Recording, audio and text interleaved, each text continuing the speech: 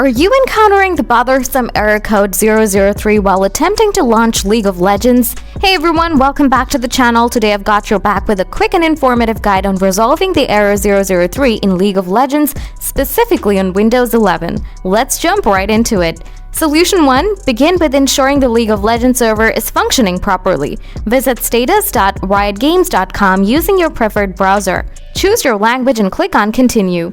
Scroll down and select League of Legends. Pick your region and language.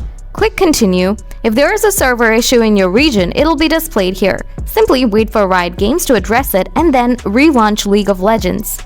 Solution 2. If the server checks out, yet you're still facing the error, try resetting your network settings.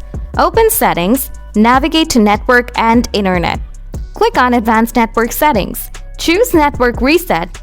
Click on Reset Now. Confirm with Yes and then close. Your computer will restart in 5 minutes, or you can manually restart it. After the restart, the error should be resolved. So that's the drill for fixing the 003 error in League of Legends and Windows 11. If this guide did the trick for you, throw a thumbs up. If you have lingering questions, feel free to drop them in the comments and I'll get back to you promptly. Thanks for tuning in.